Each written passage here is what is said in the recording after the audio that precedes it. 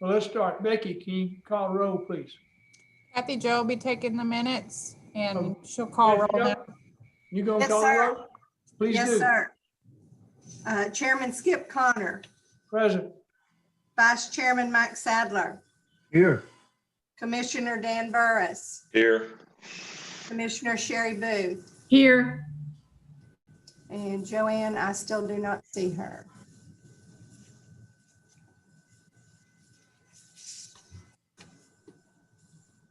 You have a quorum, Mr. Chairman. All right, let's go to item 2 on the agenda, which is comments from the public on any item that's on the agenda. Do we have any outside people from the public here today? I will say this, I've been looking on Facebook, that social media. There's been several people complaining about the meeting times in the afternoon when apparently we want to silence the people of Katy by having our meetings in the middle of the afternoon when everybody's working. Art, any problem with us having our meeting in the afternoon, or should we meet in the evenings, or what? I mean, what's the legality of this thing? You can meet whatever time you set the meeting, so you're fine. You can meet at 10 in the morning if you choose to. And I So- can tell you too that historically the last two commissions met during the lunch hour. Yeah. So it was during the day. Yeah, I noticed that they were at 11:30 and 11 o'clock. Yes, sir. Wow. Yes, sir. One thing. One suggestion they made was maybe one of our last meetings, we have like at 5:30 right before the end. So, Yes, you know, everybody can see maybe where we're gathering. Maybe we'll consider that. But I think at this point in time, we're going to, you know, we're going to leave it the way it is. Unless somebody has an objection or a better idea, then maybe, you know, towards the end, we'll have one evening to make sure we try to get everybody that wants to get into it. But we'll have to let everybody know, however we let everybody know. yes. sir. What we're going to do at that time. Chairman, I've also published in a paper, as we're required, a notice that the public can send comments to my office. And so even if they were unable to attend, they can submit any comments, questions, or suggestions through my office to be submitted to the commission. The Yes. other request that we're seeing now is they're wanting us to either push the recordings on Facebook or at least post them on YouTube. Art? We can do that. There's nothing stops us from doing that. And what you'll find is if we push them to like YouTube or the Facebook, you know, after they go to sleep the first time, you won't have to worry about them any longer. Okay, my recommendation would be to put them on the YouTube channel. People can go pull them and watch them if they want, but since we don't push any of our boards to Facebook, Yeah. that would be my recommendation. Yeah, you push it to YouTube and they can see what we go to. Well, let me ask this. Do we need to make that in the form of some sort of motion, or can we just tell Becky to do it? With there's a gentleman named Mr. Connor who could Yes, sir. who could just direct us to put that on the YouTube, and we will do such. Okay, and we have had a comment in the chat from Adrienne DeViets, and she said many people do understand how the system works, and day meetings are fine with those people. So it's possibly not the majority complaining. Yeah. So we'll put it on there, Chairman. We'll push them out onto the YouTube All side. right. Y'all push them out. I know I've served on the Acadia Development Authority for over 20 years, and I bet in those 20 years, we haven't had 5 people show up to have comments from the public at our meetings. So, Yes, sir. you know, I think it's just something that people say, they just, you know, don't believe that we're trying to be transparent, and that's certainly not the case. But we, you know, if you've been doing this long enough, you know, you can't please everybody all the time. You can't please most people none of the time. So, And know too that we've posted a supplemental notice with the previous meeting and this meeting, and it tells them that they are entitled to a copy of the recording, and all they have to do is contact my office. So we're going above and beyond to be transparent, but we will put it on YouTube now as well. That should suffice. I agree, Yeah. but Dan spoken, that's what we're gonna do. All right, item 3, consider approval of the 12/2/2020 2020 meetings. Anybody had a chance to review them? Have any corrections? If not, I entertain a motion to accept the minutes as presented. I'll make a Second. motion. Need a second? I'll second it. Any further discussion? All in favor, said motion, let me know by saying aye. Aye. Aye. Those opposed, same sign. Hear none, item passes. All right, item 4, review articles. Art, should we assign different articles to different commissioners to go through? Or should we take each article as a group and go through it line by line? My recommendation is that you just go through it chapter by chapter, and you just go through and as a group, and you see, are there something that you looked at? You don't have to have anybody read it. You just kind of review it and see anybody, if you found anything on it, state what it is, and just go that way. That way nobody is, gets embarrassed if they couldn't read it when it was time for them to do theirs, or they didn't get a chance, and we just kind of just go through. All right. Give me a moment here, please. Okay, we got 12 articles. That's an hour apiece, so we'll quit about midnight. No, No more than an hour per article. we normally move through most of them pretty fast. It won't take that long, but we can try to end up in the daylight. Okay, all right. Then if, let's just start. Article 1. If Becky, can you put up that Article 1 on there?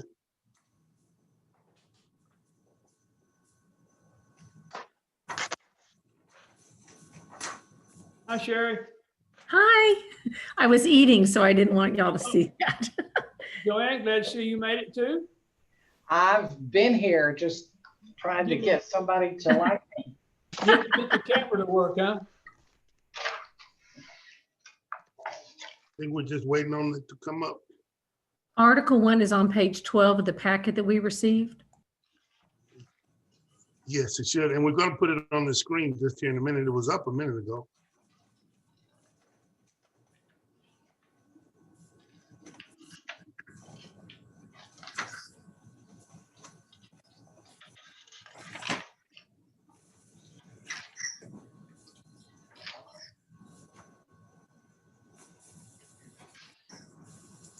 Yep. On this, and if you can get us at about 150. Get everybody, 150, okay. There we go.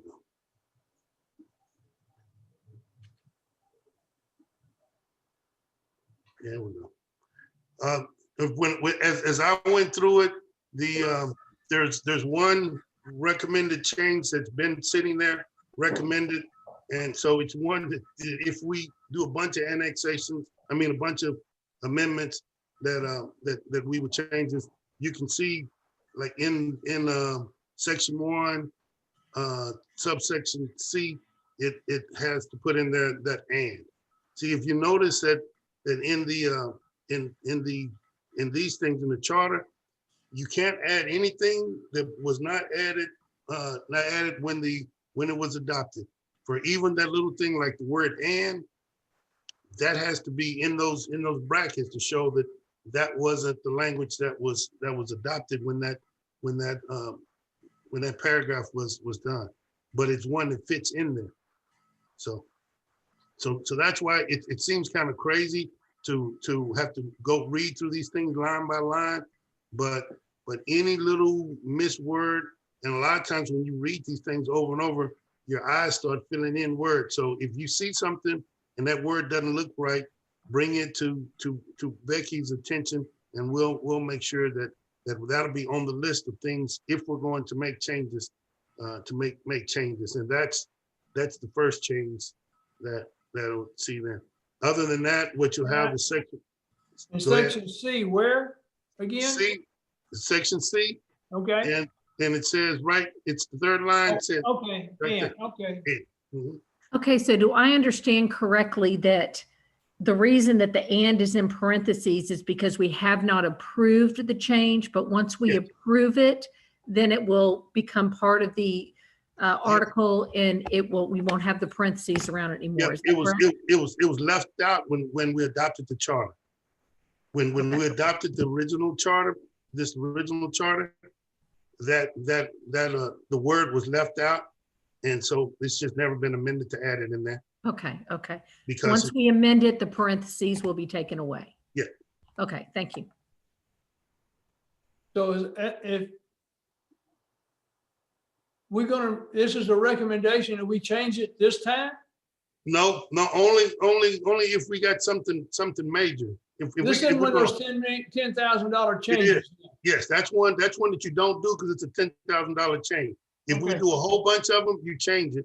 If we don't do a bunch of them, you just leave it because it doesn't affect anything. So this is the prime example of a $10,000 change. If all you did was change that, you'll spend $10,000 for that one word. Well, who put "and" in there? Who That's was that? just the codifier, so that you know that it reads that way. Okay. So apparently, basically, Article 1 has never really been changed since it was originally written, Correct. except the state law references have been added to it. I don't think Yes. that was in the original. No, that wasn't. That's what the codifier adds those. Okay, all right. Then let's go to Article 2.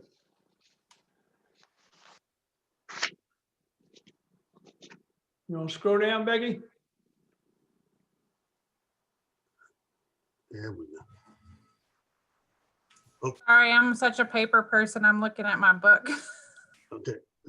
And this is one thing that you're probably going to be, there may be another city somewhere that has this form of government, but not many. But I'd recommend it's what we call this. Normally, the forms of government is going to be automatic, or it's going to be mayor, council, or council mayor form of government. Our form of government is a mayor automatic administrative form of government because we have both the mayor, then we have council members who serve basically as aldermen, which that's another change that we could make or you don't have to make because that automatic, that's a form of government, and the administrative form of government because we have an actual city administrator in our charter. Okay. So, but no recommended change in section Okay. 2.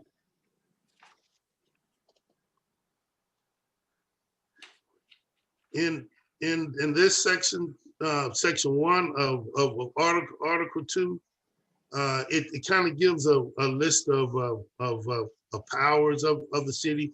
We went through a bunch of discussions last time we were doing the charter amendment about whether or not we should list all those powers and so there was back and forth about whether or not we should list them all. Then we just said it didn't matter because the last sentence past that comment, if you go down to the third to the last line, it says the city may exercise all municipal power, function, rights, and privileges and immunity in every name and nature whatsoever. So it didn't matter whether we named a bunch of them or didn't name, because we went through a long discussion before about listing what powers or whatever. So it didn't matter. We put that language covers everything. So unless you guys find something that you think would need to be added in there or something, there's nothing, staff has no recommended change like that from the legal side, no It looks recommended. like the way we have it written is a broad form. If we start Yes. putting everything else, now you're starting to basically limit. Limit, yeah, you start limiting when you start listing, you start limiting where you got, now it's just wide open. So all those, that last part of that last sentence, that leaves that sucker wide open, which is where we need it. Gives you more leeway, more flexibility. Yes, sir. All right. General powers. General powers, this is another one where we could make a change. And in that language, that's where it says under the Constitution and laws of the state of Texas, it would be competent for this charter specifically to enumerate, and then it says, the city of Katy may exercise all powers enumerated in that 1175. 1175 is not the statute any longer. It's part of that statute has been amended, and so that's something that we may want to look at. Even though there are a couple of sections of that statute that still have not been amended, but that's statute's been amended, so we may want to take a look at that provision. Well, Art, were you looking to see what article number should be there, or if it should be? Yeah, it should be removed. That should be removed. It's now in the language, the piece that went there, are in the local government code. They just took out the general statute that we used to have as city was under 1175. That's where our powers were when I first started practicing. And then when they went and they changed it, they took the provisions out of 1175 and stuck them in the local government code.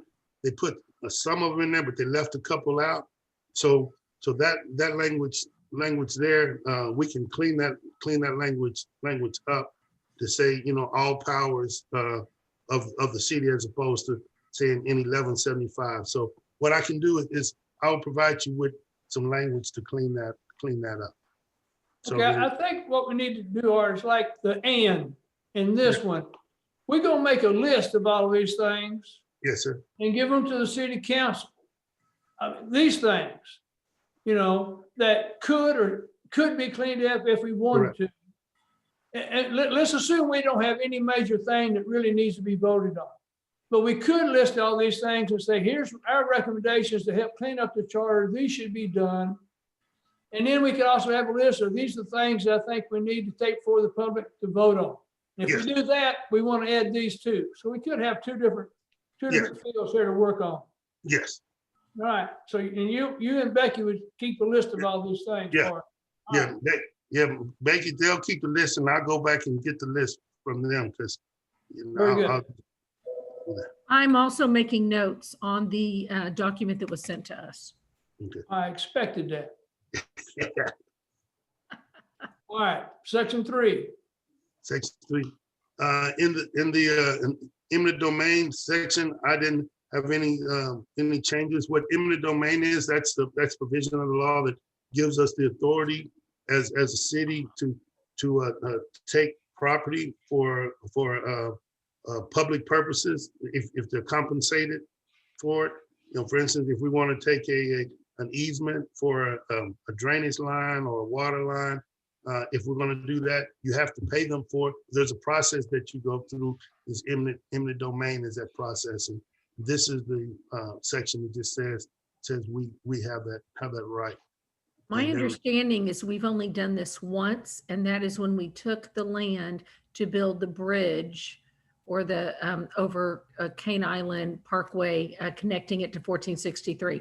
Is that correct that we've only exercised eminent domain one time? No, ma'am. No, ma'am. Okay, We've done it just a couple of times that I know since 08, 09, and that was just to take some land for an easement that we just couldn't agree with somebody on.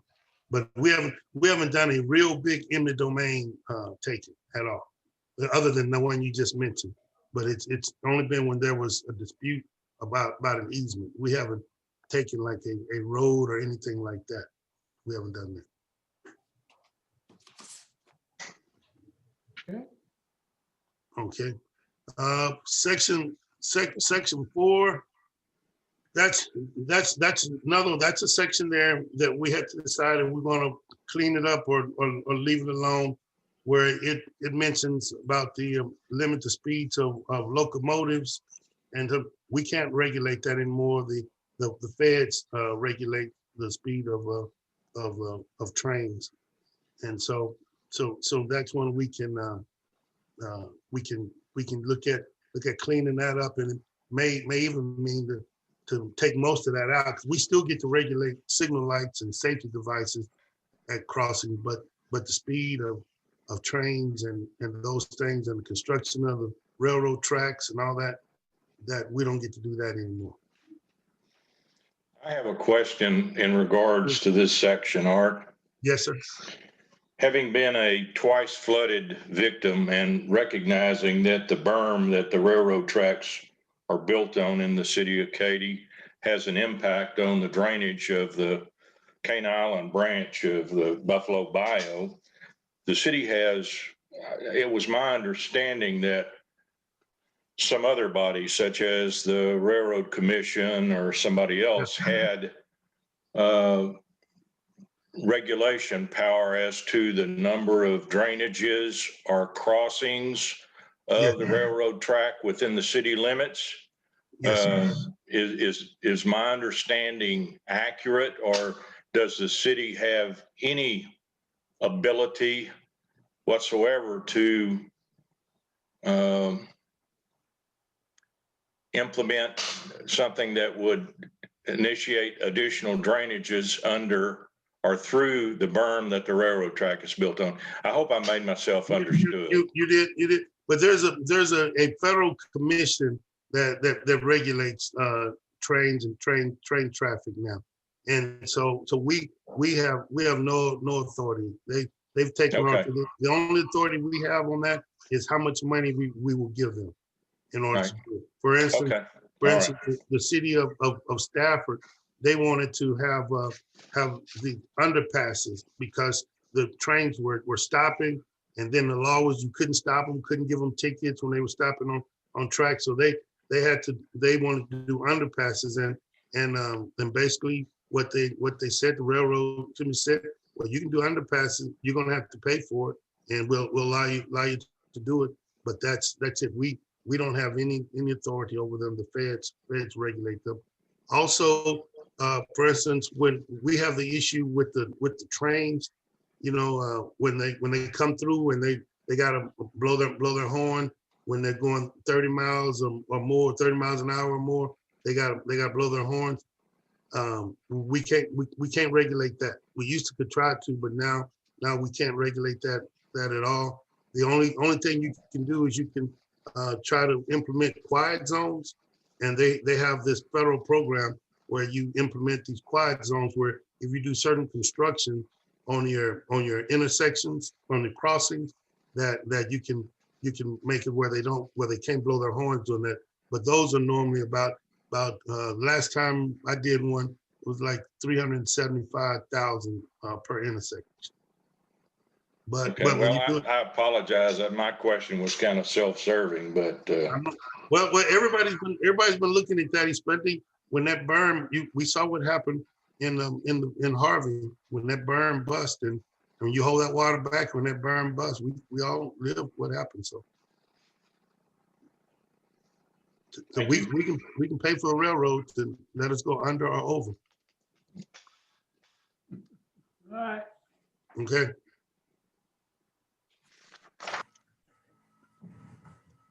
All right, this is one where it hasn't been an issue, but sometimes it's an issue. Is that as a home rule city, you can decide whether or not you want your age to be to run for office to be 18 or 21.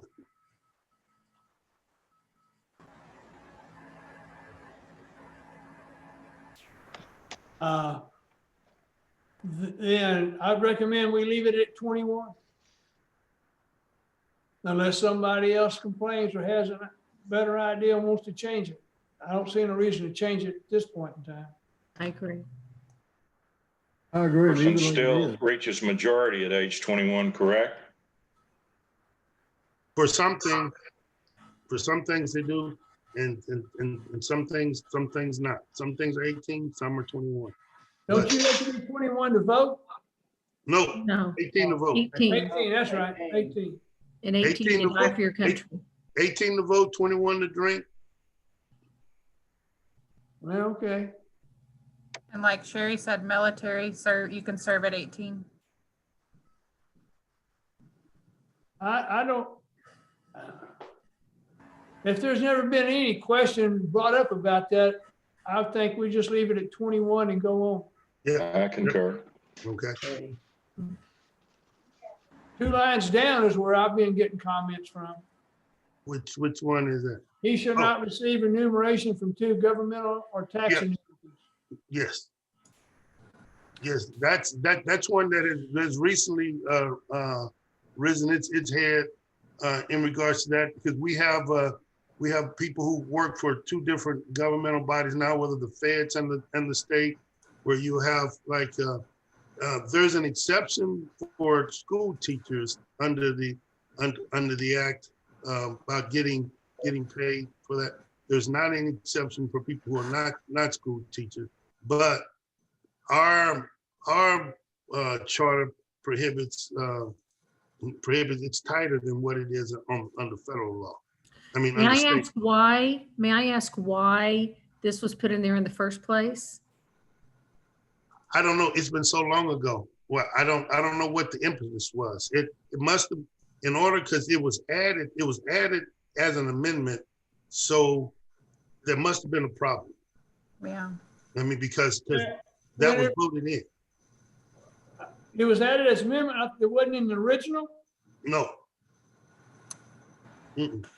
No, And that was, the speculation that we're getting from the two that are requesting it is that it not support dual office holding, like you couldn't serve a governmental body at the county level and the city level, but we have nothing on record that shows why. no. But I if you was go thinking it back, was that old rule that you can't serve two masters. yeah. And at the time the charter was issued, we had a city councilman who was a school teacher at the time too. And I thought it affected him. It did. It did. It did affect. There were some people who just didn't pay any attention to it, but because we had to get a constitutional amendment to allow for school teachers to serve, because those are dual offices under state law. But they amended the Constitution to allow for school teachers to do it now, but not other school employees. Okay, so if you're a substitute teacher, you wouldn't qualify.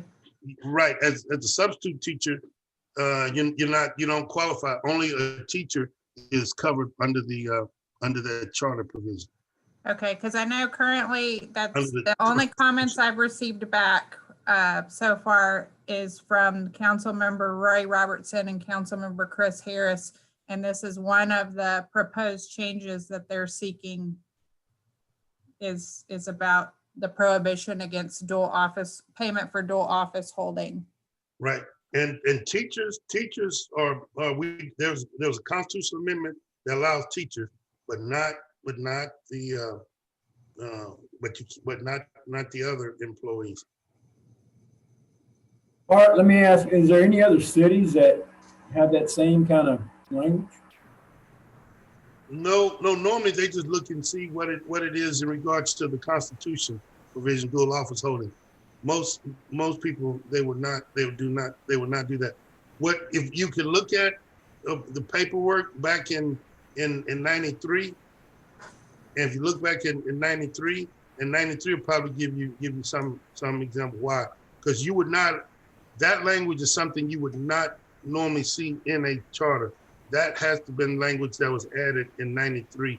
If I had to bet $1 for every one of y'all nickels, I guarantee you that language came with that 93. So we can remove the language and go back to the original charter. If we remove the language, then all of those who Mhm. are not Hey. eligible to receive compensation for their Having trouble position. hearing as it is. Right, but some of them still may not be eligible, because some of them just may, by the very position, they may not can serve in two of those positions. But it will allow for a lot more people to be able to serve, because there are some that are prohibited because they take money or they don't take money, and then there are some that just by the Constitution prohibits them from having serving in those two offices. Should we turn the volume up for you? Okay, so what would those people, who are those people, and give me an example of the jobs that they hold where they would, even if we remove this language to allow them to receive compensation, who or what jobs would still not be able to qualify? Can you give me an example? Yeah, you're gonna be those jobs where somebody, they work at the county attorney's office, and they're an employee at the county attorney's office, and they want to run for city council. Some of those, or if they were assistant county attorney, they would not be able to. There are going to be some of those type jobs where they would not be able to do that. It couldn't be because of dual office holding provision. And because it's a constitutional, we can't change that because then we're going against the state constitution. Right, for those people, but those are not normally the people we're going to deal with. Those are the minor ones. So, and I can get you a copy. I'll get you a copy of the dual office holding provisions, so you'll see in your packet. So make a note so I can get them there. Like, for instance, is the mayor now able to get compensation and the past mayor because they're retired government employees, but the current employees like Chris Harrison, Rory Robertson would not be eligible under the current charter because they're concurrent employment or serving. Right. Yes. That's Yes. correct.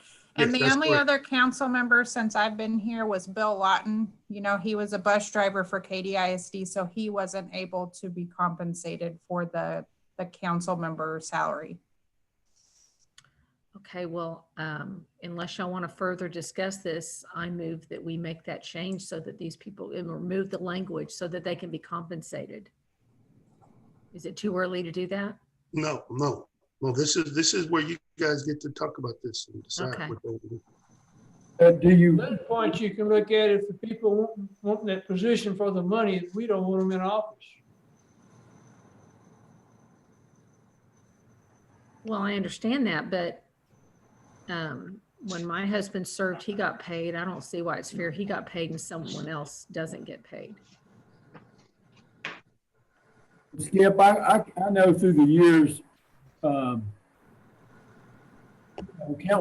you're on council, I mean, it's not just, they're working. I mean, they definitely are putting in the time and putting in the pressure that goes with it. But what I do think that what about the part of not serving on two, like not being able to serve on two government entities at the same time?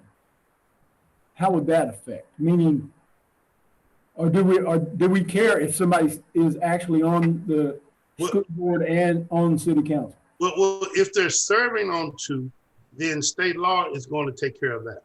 Okay. Because there's going to be that prohibition, and either in some instances there's going to be a prohibition, and in others they're not. For instance, you couldn't serve on the city council and the school district, because the state law said that those two positions are incompatible because they both serve the same people, or is a possibility that they could serve the same, not all of the same people, but some of the same people.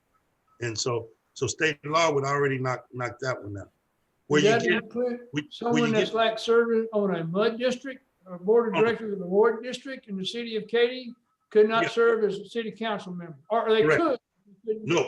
No. See, that's one where they could, depending. Well, they could not if that MUD encompasses the city, some of the same territory, but so they would not be able to do both, because those two governmental entities, and they're incompatible.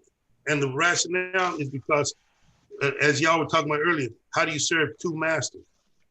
If an issue comes up and you're on the MUD, and that MUD is a city, you're on the city council also, and it's an item between the MUD and the city council, how do you who's your master? Well, they could serve, they just couldn't get paid. Is that No. right? No, state law would prohibit them from serving. So there's a couple of things you got our charter provision about getting paid you have state law and the Constitution about serving.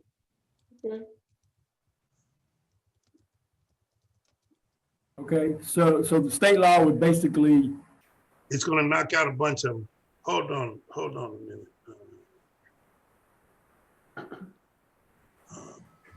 It's an easy one that I can find you. They have a handbook.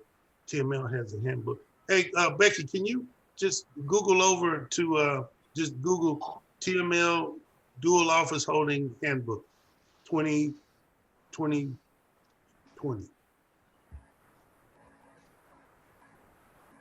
Okay, let me ask a question. Sure. Are you saying that a person could not be employed by another governmental entity at the same time they were serving as, say, a council member? There are some governmental entities, yes, that you cannot do both. And there's And the reason I'm specifically asking that is because that's exactly what my husband did when he was on council. I He know, worked for Fort Bend County and he also collected money from the city.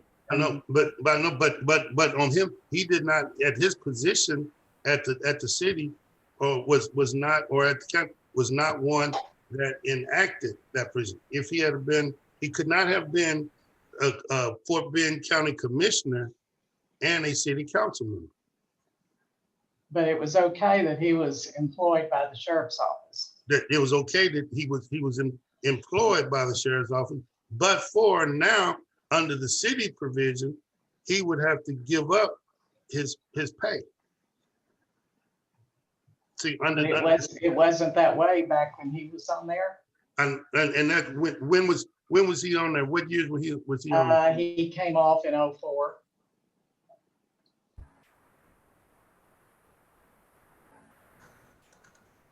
And my whole reason for bringing this up is that if we've done it wrong, It should have been. we need to fix it so that we can't change the past, but we need to be following our own rules. But it's not. But the thing about it though is that you get to make this rule. So you make the rule. There's some rules out there that the law says you cannot do. This shall not happen. But that rule is not one. That's a scroll down. It'll give like I found two. I found the mayor and council handbook for 2020, and then I found this dual office handbook, but it's not Yeah. from 2020, it's from 2018. that'll be a good one anyway. Okay. But in there's going to be when it lists a bunch of the conflicts. Go down. Probably going to be at the end of it. Doesn't the office imply elected rather than appointed? No, not in our provision. No, Okay. it's just it's getting the checks. You cannot get paid by both. That's why I'm saying there has been an incident for that to come up, because nobody else would have mentioned something like that.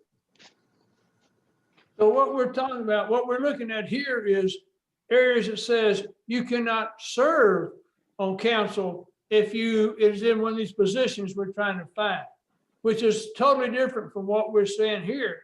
We're just saying you can't get paid if you Right. work for another governmental entity or taxing authority. We're not Correct. saying you can't serve. Serving is a state constitution law, not Yes, state statute and constitution. Yes. And then getting paid. That's the one. That's what's that's up. what we're talking about. That's Yeah. what we're dealing with. I personally think that we should change the language back to the original and allow them to get paid. It would be the deletion of the one sentence in that section, and then in the council members section, it would cut a sentence in half. But yeah, same things in the council. It is, yes, sir. Yes. Is that it, Art? Because it talks about the. Yeah, it school- talks about it. Yeah, but it's one further on down, and I'll just get you a copy of it. It lists like all the conflicting positions. This? Yeah, the little chart. Mhm. And it just goes through those one by statute. It tells, okay, and we can get them a copy of that little chart and you can see. Okay. And so these are the ones that by state law, the Constitution, that you can't hold, the dual office holder. Okay. So do we want to discuss this change or vote on it? No, you do have a motion on the table. But no second. To vote on it, we need a second. Somebody Yes. wants a second. I'll second the motion. All right, we have a motion, a second. Now, is there any further discussion?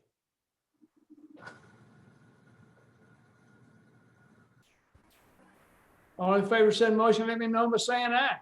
Aye. Aye. Those opposed, same sign. I heard only 2 ayes. Any opposed?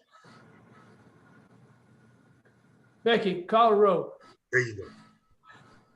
Dan Burris, Stone. Joanne Tilton, Aye. Sherry Booth, Aye. Mike Sadler.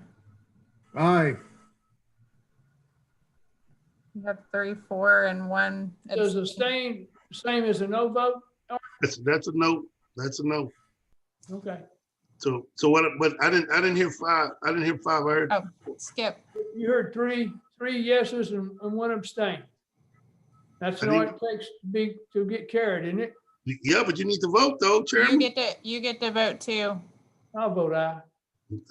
Okay. Sorry, I forget that I'm used to working with the mayor. You don't get to vote. Yeah, no, he'll get the vote. I'm used to not voting unless there's a tie vote. No, you get the vote. Okay, Okay. So, Becky, if you can make sure that we can make a copy of that one, and Oh, put- well, I'll send the whole handbook out to them with notes on what pages it's on. Yeah, because I know it's at the very back. I should have told you that. Yeah, it was like 24 on, so I'll send it out to them so they can look at it. Okay. Well, maybe I'm not understanding what my abstaining actually represents. We're looking at just referring this on to city council for their consideration. Yes. Or are we looking to put it forward to city council to make a change? You will be making a change when you go through this process here, and then you're going to come back, and then you're going to make an actual recommendation vote that you guys are going to make provision by provision what you're in favor or against, and then that goes to the council. If the vote is 5-2, 4-1, or whatever, that's the final vote. Right now, this is just the vote on whether or not to move it forward to put it in that group that y'all are going to consider. For instance, your vote today, where you abstain, which counts when we start trying to do whether it counts as a no because we're trying to see who goes forward. That won't mean anything, because when we come back on the last one to vote, you could vote yes. It'll either say yes or no when you come back next time. Okay, I understand. Okay, Thank you. no problem. All right, so we were on the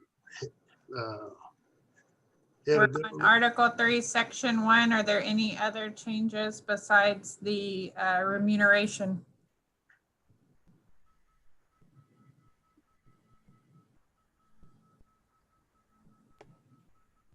I don't see any. Okay, all right.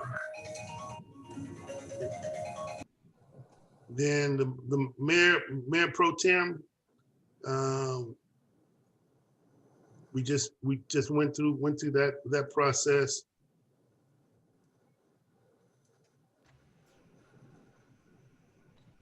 One thing that I guess sometimes there's a discussion about, we hadn't had it, is whether or not if the mayor is out for an extended period of time, whether or not the mayor pro tem to get paid what the mayor was getting.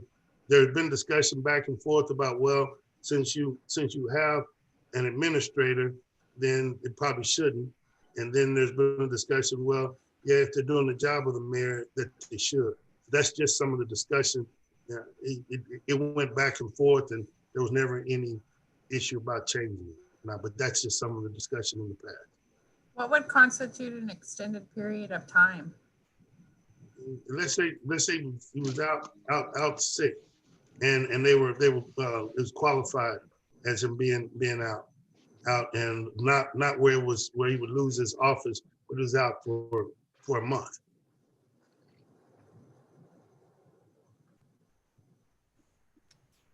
I could see 90 days, but I don't think 30 days. What do y'all think? I know in disability, it's usually 90 days. Yeah. Well, on this, We're not saying any days. it's really, you don't have to do anything. It's just been a discussion about that. Well, really, if you got the mayor pro tem and you have actual administrator, there at the city, so you don't have to do them. I was just letting you know that's been a discussion. That's not a recommended change, but just that's been something that was discussed. Historically, have we ever had that happen No, that you know of? I no, don't think so. no. But recent things have come to light, have events that I was going to address when we got to city council, but I guess it could be the same for a mayor in the future, where maybe they're unable to perform their duties, but they will not give up their position. Or they, in the case of a city council member, they literally aren't living in the area, but they have a home still in the area, but they aren't living there, but they won't give up their position. So should we have something written in here that that they have to be living in the city limits, that they're resigning? Because I know that was this would be for mayor or city council.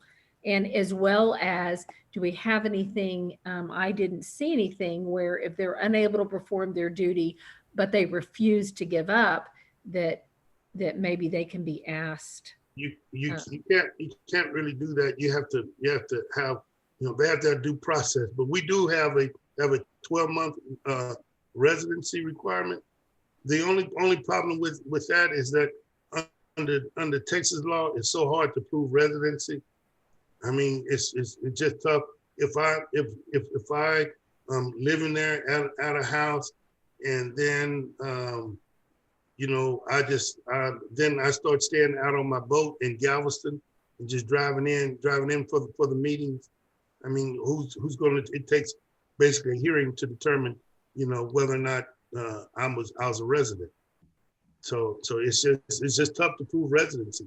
You're not going to be able to find a clear cut residency issue. I mean, because it all depends on the circumstances and who's going to be able to testify to those circumstances. So are you saying that in the event of a mayor or city council member who puts their home up for sale, moves out of their home to a different location and that is outside the city limits, that there is nothing that we can put in the charter to clarify that simply because we're locked in by the state residency rules? Is that what you're saying? Yes, state and local. They say whether or not they reside there. We have to prove that they still reside at that location. What do you do? How do you prove that? Somebody's going to have to be able to testify that this is where they are. They're not there at the house. You when you go there, all the lights are off. You never see the lights on. You have to prove residency, and you have to prove that they are not there. And the hard part is you have to prove a negative. They don't have to prove that they live there. You have to prove that they don't. And that's what you have to show that. So it's not the law is there and it says what it says. It's the proof. You gotta prove it. Or when the city, like example, when my office receives a complaint on that, procedurally, what is staff allowed to do? Nothing, because that's not a staff issue. That's a city council issue. And That's when it something- comes to, qualifying residency, an example would be if I received a complaint that Skip can't serve on this board, he doesn't live in the city, I would contact him and say, I show this as your residence and I have a complaint that it's not, is this correct? And if he says I still reside there, it's my duty to take that at face value. That's all you can do. And then someone would have to bring information to the council that the council would deem sufficient to show that Skip does not reside there. Well, go back and look under the office of the mayor, item B, it says if for any reason the mayor is absent from the city. Right. It doesn't say how long. How long does he have to be absent from the city? To where he's no longer considered the mayor. We don't have a time limit up there. Yeah, but on that though, if on that, that's just for the mayor pro tem to take over. For instance, if he goes to, if the mayor is in Houston, and the mayor pro tem can then be like Alexander Haig and say, hey, I'm in charge. I mean, because the mayor is absent from the city. But it's not much he's gonna do anyway. Or you also have the proving residency. You also have the provision of recall or referendum, which, is a long way around get to the answer, but it'd be quickest is proving residency. Yeah, you can recall them. You can recall them, say they don't. But an easier way, not easier, but the simple way, which is also a hard way, is that the council judges the qualifications of its members. And so if the council believes that somebody doesn't possess all those qualifications, the council calls for that hearing, that evidence is presented, and then the council makes their call, and then the next place to go is to the courthouse. If they don't, that's the only way you can do that. And especially with residency, and people know that. That's why they play with that all the time. Mm. And it's really hard to tell, especially nowadays, because you have a lot of people that they put their homestead exemption on the house that is the highest in value. They may live they may declare the homestead on a house, but they got a more expensive boathouse, and that's where they do the homestead exemption. So it's good evidence that there's not a homestead, but it's not conclusive. So to help Sherry out, there's not much we can do. There's not much we can put in here to There's not much you can trigger action. No, it's not much, because it says you got to reside, and it's proven residency is the issue. And I know we had that issue just here recently, and I got call after call, and I got cussed out, but it is what it is. But you said that city council could have taken that up. So let's assume that house did not sell, that city council member had stayed a city councilman, even though they live multiple counties away, and but the city council could have taken it up, and the city council could have voted him out. Is that correct? They could have, but you gotta show that they live there. That they live outside the county. If they have an apartment, or they live with somebody else, how do you make that? How does the council make that call? Or a vacation home? Yeah, I mean, so that's where you get the issue. We had an issue that I was involved in back in, I guess, what was it? I forgot what year it was, and the whole issue was that the under the charter of the city of Waco, the city attorney was required to reside within the corporate limits of the city. Well, a whole election issue was whether or not I resided in the corporate limits of the city of Waco, because I was living here. I was living in Waco. My wife and my son and was living in Katy, and the issue came up whether or not I lived in Katy. Now I had lived in that apartment up there for 11 years, but it was about 8-9 years in where the issue came up whether or not I lived in, whether I resided in Katy or whether I resided in Waco. And our house down here in Pin Oak Village, my homestead exemption was down here. But I was registered to vote in Waco. I participated in everything in Waco. And then one time when the guy raised the issue at a meeting, he said, "No, well, let's just have a hearing on it." I said, "Yeah, we can." And the first 35 witnesses that I'm gonna call are gonna be those 8, 9, 10, 11, 12-year-old kids that I've been coaching for 12 years. And I'm gonna bring them, and they're gonna testify how many practices Coach Art makes and how many games has he ever missed. So I mean, it's accumulation of the evidence. You're not gonna find just one thing.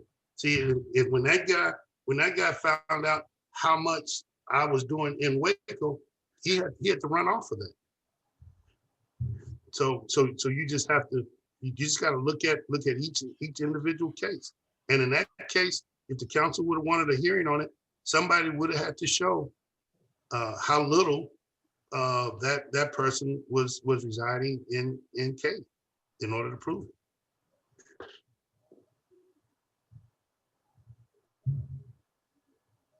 Okay, All right. share your thoughts. Well, he's explained it to me, so I'm good to move on. It's not what we wanted to hear, but apparently it'd be very difficult to put Very, something in the charter that you'd have to list, I guess, detailed how you prove residency in the charter for it to do any good. yes. And we're not unique in this regard. I can tell you at the city clerk election seminars, they literally have an entire session just on this because people have issues with qualification for being on the ballot and with this issue. So it's not a unique issue for us. Do they have a paper that they've written on to telling you how to prove that? White paper, They they call it? essentially reference you to the state code saying this is what you can and can't do. So I can look though and see if I can get anything from another city and send it out to you. And I'll send you the TML handbook as well as the mayor and city council handbook may have something on it. No, they're gonna have to say the same. It's just gonna, you can send it and it's gonna show that it's gonna be fact-based. And so you're gonna, but it's. I think it's an area that Sherry and other people in the city of Case had concern on, so. Yeah, let them take a look. To us, then we can look at it and we can say that we've looked at it and there's really not much that can be done unless we want to, unless there's somebody's got a step-by-step detailed plan. You Right. follow this step, then this step, then this step, and then you can prove and they no longer, their office is vacated. Right. So if y'all do that and send it to us, then we can always come back to this section. Yes, you can. Yeah. Because you could always say that if you miss, well, that's the same thing, because still you could make a meeting and still not be there. So, well, All right. that's tough. Okay. But we'll get you that information, Mr. Chair. All right, thank you. All right, do we have a time limit or have we set a time limit for each of these meetings? We don't want to go here 12 hours and cover them all in one day. So we looking at so many hours a day working, meetings, or what do you think, Art? We normally in the past we've been doing we end with an hour and a half. We hadn't been going past an hour and a half. Wouldn't you say that, Mike? And Dan, Yeah, in the sure. past, we haven't gone more than an hour and a half. All right. Then because it's been an hour and I just wanted to know what y'all Yeah. procedures were. So Becky- we'll go hour and a half. Let's go. Acting Becky, mayor. what is your limit on your Zoom meeting? We don't have a limitation. There's no other meetings scheduled at this time. So Okay. All right, Okay, good deal. let's keep Thank you. going then. we don't have to take 6 months No. to do this, okay? So now we're looking at. Because we're not getting paid, right? We don't get paid $150 a meeting? No, If we no, do, we can meet every week. no. But Byron, since Skip brought it up, Hey, I ain't worried about the next 6 months. It's the next 30 minutes is getting me. Yeah.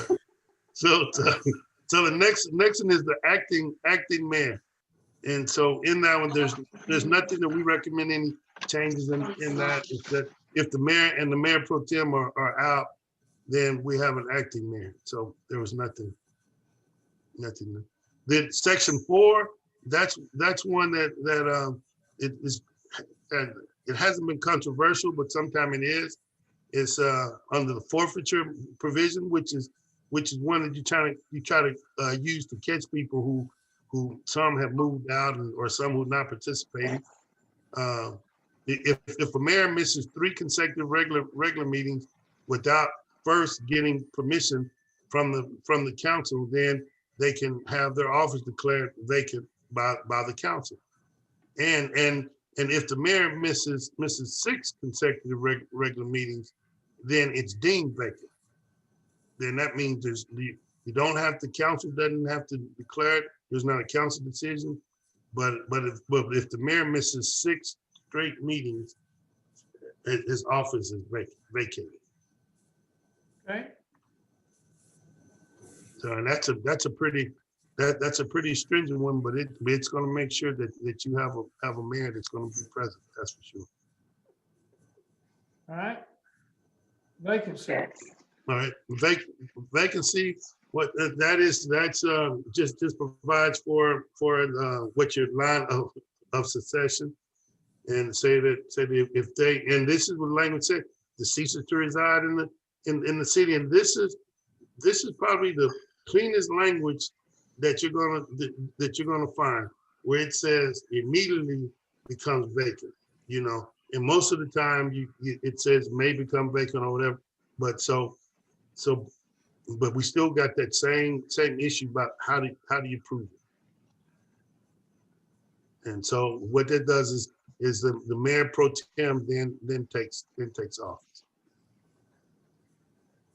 Yeah, we don't state what reside in the city means or defines that, so, No. all right. But one thing about this one though too is B, which is different than you'll find in most cities, is that if the mayor decides to run for any public office in Katy, then the mayor loses that position. For anything other than the mayor, if the mayor decides to run for U.S. representative, period, it's gone. We had that happen. Johnny Nelson resigned as mayor to run for county commissioner. Okay, yeah, then that's one of those. Then it was gone. Then I wasn't aware of that. When did that happen, Skip? When did? That's when Ward Stanberry took over. Oh, that's right. Okay, yep. Was it about 87, 86, 87? Yep. I think it was the early 90s. I was thinking 89 to 91. Ward served, I think, 2 terms. I can't remember right now, offhand. Okay. Well, that's one there. So that's on that. The next one is we got the powers of the mayor, and that I didn't see anything in there that was different than what state law requires, or there was nothing in there that I saw anything. Let me ask you something. In my book, maybe it's just mine, item 4 under the powers of mayor.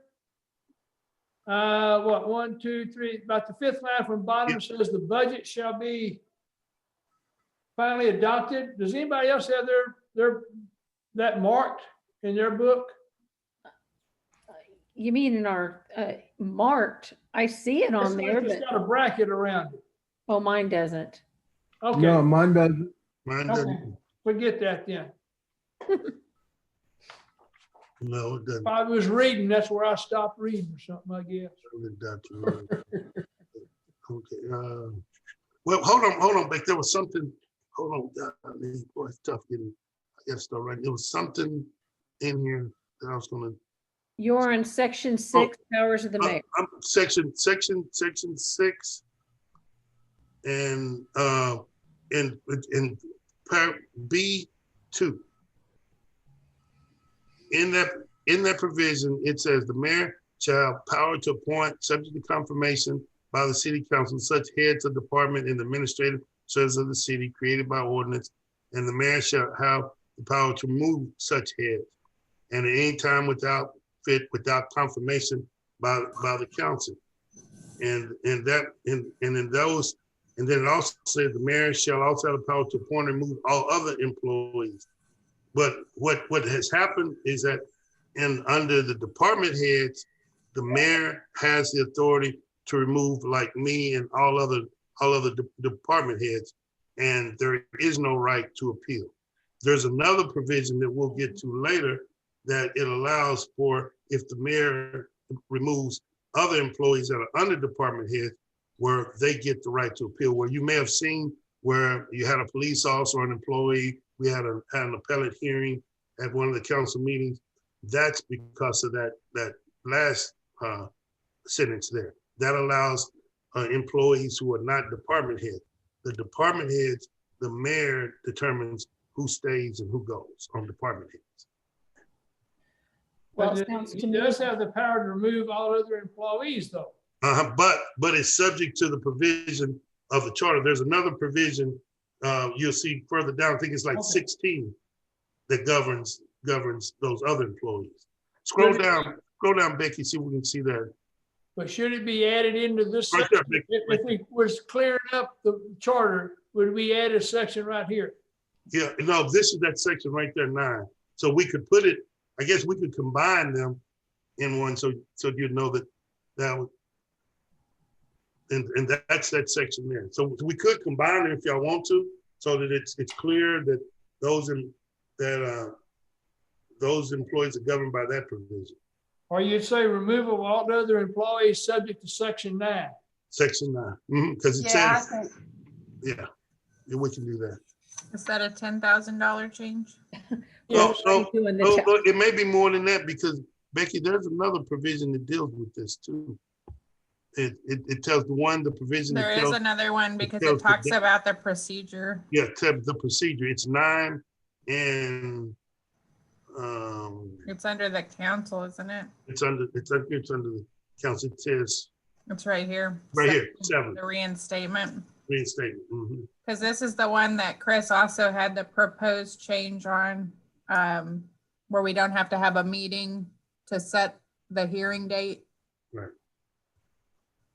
So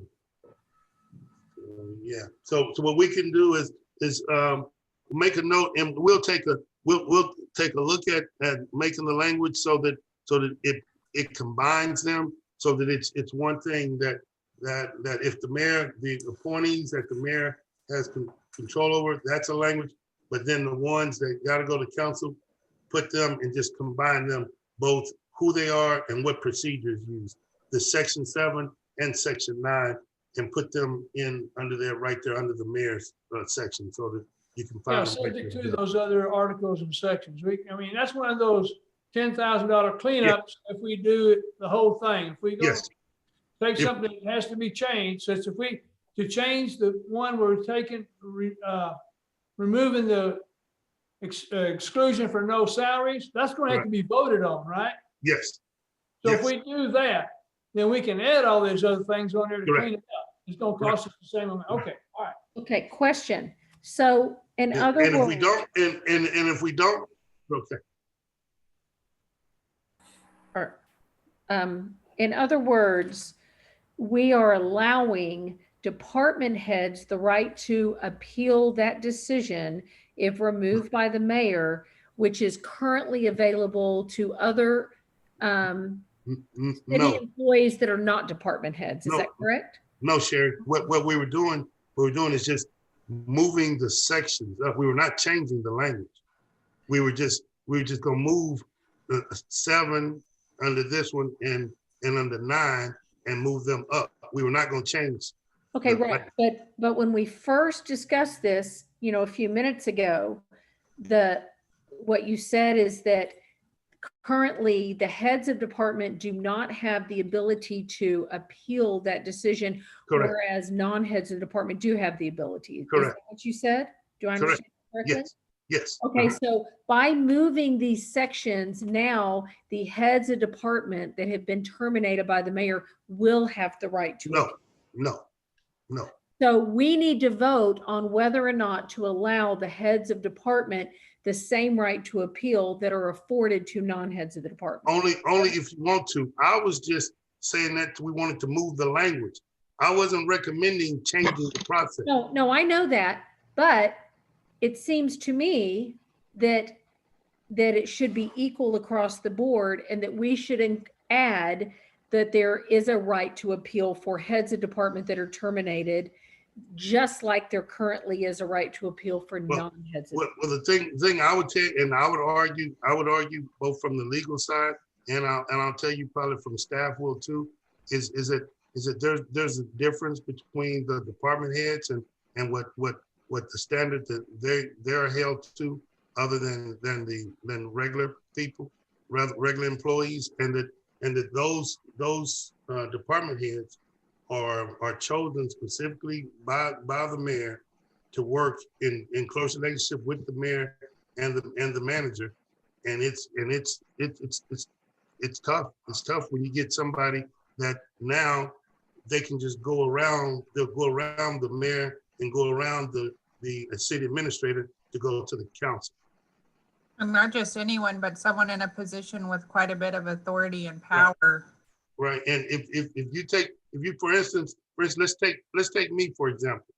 Okay, and I'm the city attorney, and then the mayor and I we just can't get along. We don't work together. Normally you say, well, Art needs to go. But then if Art can go to the city council and I get 3 votes and Art gets to stay. And my whole job is to be able to work in close relationship with the mayor. I mean, and so now Art gets to go. Now Art gets to stay. So how does the mayor now have trust in me? And how does he do it? Because anytime the mayor tells me, I just go to council. I got 3 votes. Okay, so I am asking Art and Becky, Kathy, Joe, and Skip, who've all been in those types of positions, do y'all think that we need to not change this language? Do you agree that they should not be able to go around the mayor? Do y'all think that would open Pandora's box? I do, and I can tell you, I'm subject to this. If I was fired by the mayor, I would not be able to appeal my position, even if I didn't think that he was right for firing me. But when you think about it too, what would the repercussion be when I come back? Am I really going to want to be here if I serve the mayor and he doesn't want me here? And that's it. That's the word, serve the mayor. Yes, we all serve the mayor. We all serve the residents. Right. I have a question. Yes. Shoot. Who is the boss in the city? Is it the city manager or is it the mayor? Mayor's boss. All right. You know, something we have to be cautious of is the statutes within the state of Texas, and Texas being a right to work state.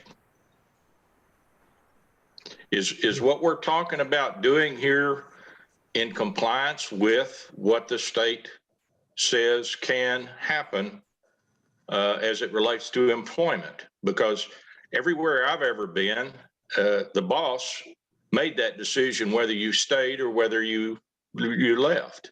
Yes. Well, Except for the council, the mayor is the boss, and the mayor is the boss over the executive branch. But the council could say, as a council can say, well, these employees here that are not the ones that are essential for you, mayor, to have your relationship with, that we get the right to decide whether or not they stay. And that's unusual, and that's what we do here in our charter. And we specifically gave them that right. Something happened where we specifically amended in 2000 to give them that right. So it must have been something that happened, but you can do that, but you don't want to go any further than that, because then you'll have the employees basically running the city, because they can appeal anything to the council. Okay. That makes sense. I'm confused. I'm sorry. Okay. All right. Well, the mayor is control of all of the employees of the city, but the council, city council, controls everything that goes on in the city. One of the things, if a mayor and the city council get into an argument, and the mayor brings something that the city council does not like, and they say, and the mayor says, I'm using my authority to create this position to do A, B, C, D. The council doesn't like that. The mayor can still create position A, B, C, D, but you know what the council can do? Not fund it. The council doesn't provide the money for A, B, C, D. So what has essentially happened at sometime in 2000, that it was brought before the council that these employees that were at this lower level, that they were going to be able to have a right to appeal, and the mayor must acquiesce to that, or it wouldn't be here. It would not be sitting in front of you now, because that was something that you wouldn't normally see in something like this. You wouldn't normally see this provision that allows for this appeal to the council. It seems to me that's in direct violation of state laws. It's not indirect. It's not in violation of state laws, but it's just unusual. And keep in mind Very too that unusual. this isn't just for termination. We've also seen it for penalty. Like say an officer got put on suspension for 2 weeks and he thought that was too high of a penalty, he could appeal that to the council, and then they can either confirm and say, yes, you should receive 2 weeks leave, or they can overturn it and issue a different. So basically, city Termination. council becomes an arbitrator between the employee and the mayor? That's what happened here. Yes, that's what happened here. Art, I don't see how that can be in compliance with state regulations and all. As a home rule city, you can do that. The state does not control that. Okay, I understand then, but that seems unusual to me that there would be that kind of an exception granted to a city. Yeah, it's highly unusual. There are some cities that do that. San Antonio, most of the cities that have that type of language in there are civil service cities. Because and in a civil service city, you get that right to appeal. And so that's where you'll see language like this. And so that language is taken from like you'd find in a civil service city where the employee has a right to appeal. Normally, you don't have that. They don't get that right. I understand that. Yeah. But Dan, you want to take out that reinstatement provision? No, everything I've seen with the city charter in the tenure that I've served on this review commission generally is good stuff. I'm just falling back on my employment history, okay, and what I did as an HR person for 35 years or 40 years operating here in Texas, and this just goes contrary to the way I operated, and in the corporate world, the way we operated within the state of Texas. So that's the reason I'm questioning it, because like I say, the city has operated for quite some time. I'm kind of surprised to see that this was only instituted in the year 2000. And I personally would like to know what the background of that was, but it's neither here nor there. The way things are set up within the city right now and the way this city operates is just hunky dory with me. I'm delighted to live here. I like to say, I'm on a side bench here, recalling personal history, and I'll back out. So no, I don't want to see it jerked out, but I just have questions about it, which I think I understand now. I may not personally agree with it, but I do understand it.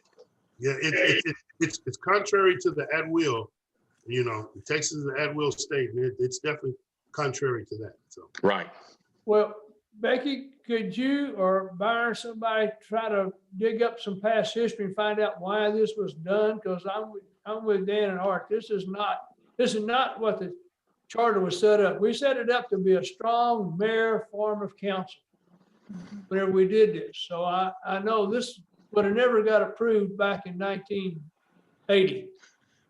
I already made a note to pull the minutes from the 2000 charter review and see if I can find anything or any discussion even with the council on why this was brought. yeah, I can tell you there's going to be a long discussion on this because this was That's a long section as it is. Yeah, there's going to be a lot of discussion about that. And I also have a note, I'll get with Art and we'll get a proposal together on what it looks like now and what it would look like when we put it all together. Well, I'm not sure if it needs to be put all together. Why couldn't you just, when we go there, it says removal of other employees subject to section 9 of Article whatever it is, and section 7 of Article something else. It already says that. It already says that. It says subject to other charter provisions. So you want to leave it like that? We can do that. See, where does it says? Appointments and removals and something. Yeah, well, I mean, yeah, you don't have to, I'm just gonna say, if you put the articles in there, then that would Okay, be easier to refer to it, but if you're not, then I don't think we need to merge it into here. You already got it in there. okay. We're fine with that. We'll put it may be better just leave it with that language there, provision, leave that just open.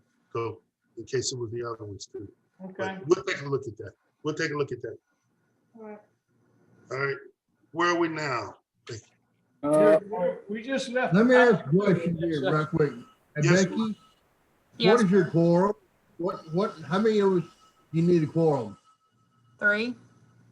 All right, well, good, because there's only Skip, me, and Dan left. No, I think it's just it's not showing you everyone in the feed, but I also see Joanne and Sharon. Oh, We good. have a full Oh, good. quorum. Don't worry, I'm we're pretty always well. watching it. I was afraid we lost somebody. No, Good, Mike, that's- hey, Mike, we're gonna watch that quorum because I'm not going to jail for you or with you. So you. Yeah, because we're not gonna visit you either. We talked about quitting at 4, so should we Yeah. start a new section? And then before we go to a new section, I have a question about one we already talked about. Okay, shoot. Okay, Well, so we We talked, haven't finished this section, but okay, I'm is there sorry. anything else in this section we need to go over quickly? You know, No. items No. 5 and 6 is a long one.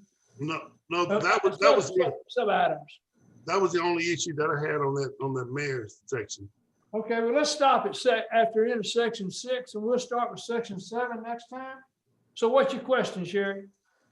Well, it's going back. So do you want me to wait till we finish with this section and We then just ask finished it? here. Okay, so when we talked about giving those council members pay that weren't otherwise doing it, when do they start getting the pay? Once we adopt this charter, once we adopt the changes, or? Once Once it's voted on. it's voted on. So we It'll have to voted go- on, No, Right. once the public votes on it. Yeah. okay. So Once can I- it'll go to the election. When you guys, you'll make your recommendation, and then it goes to the council, and then the council will decide what it's going to put on the ballot. Council puts it on the ballot, and then it gets on the election. on the Okay, so ballot. it's not retroactive for these people who are serving No. now, right? And No. just for the record, none of them have talked to me about this. You know, No. none of them have come to me or anything. So, but it's not retroactive. Can we make No, it it's not. retroactive just for No. current council No, member? ma'am. No, Okay. ma'am. Everything goes forward. Okay, thank you. Everything has to move forward. Thank you. Would we need to list an effective date though, Art, or would it just be effective when it passes in the election and we can't miss the election? When you canvass the election, that's when it occurs. It ought to be subject to the election or vote by the citizens of Katy. That's when it'd be effective. But we can make it, 90 days after that if we want to, whatever we say, an election deal, You're right. Okay, so we're going to pick up at our next meeting. We're stopping at the privilege of veto. Yeah, Okay. Article 3, Section 7 is where we're stopping. Yes. Are there any other questions before we adjourn? Yes, I have a question. Yeah. What is it? On section 6, paragraph 6, subparagraph 3. Art, do Yes. you think, is that too vague in the conversation? Where it says in case of major conflagration, rioting, earthquakes, and other emergency. Yeah, conflagration. No. Yeah, No, we're fine with that. Yeah, okay. yeah, to call for the marshals, yeah, that's fine. That's fine. It's okay. We don't have to say pandemic or anything. So we're fine. Broader the better. Yes. All right. And then Chairman, I know Mike had previously asked about, is sending us his comments in writing. Is that something y'all want to do? And then I can share them on the screen, or I can make annotations on a main document, or if you just send them to me, I can make sure they're brought up at that time. Why don't everybody send theirs in as they've gone over them, and basically Joe can compile them all. That way everybody gets their say so, nobody gets missed on something. Is that too much of a pain in the neck, Becky and Kathy Joe? Staff is here to serve. However y'all want to go through this process, we will facilitate. Well, so far, we've only got the one that Mike has sent us and one that Chris and Rowdy sent us, correct? Yeah, Mike has sent us a couple different notes, and then of course, Chris Harris and Rory sent that. I'll compile anything else that comes in, and it'll be part of your packet for the next meeting. All right. I've received no public comments at this time. That's right. Okay. That sounds like a way to go. Is that all right, Mike? Very good to me. Sure. You Okay. should have it up to me. I've gone through everything and everything else lines up. Okay. If anyone else wants anything specifically included, don't hesitate to reach out to us. All right. I entertain a motion to adjourn. I so moved. Sherry, you're the only one I can see. You want to second that? Second, All right. We have a motion and a second. Any further discussion? All in said motion, let me know by saying aye. Aye. All opposed, same sign. Hearing none, we are adjourned. Thank you. We'll see y'all. Our next meeting would be what did we say? First and third Wednesdays of the month? Yes, sir. Yes, sir. Okay, so we January 6th, January 6th. 2:30 p.m. All right. Merry We'll see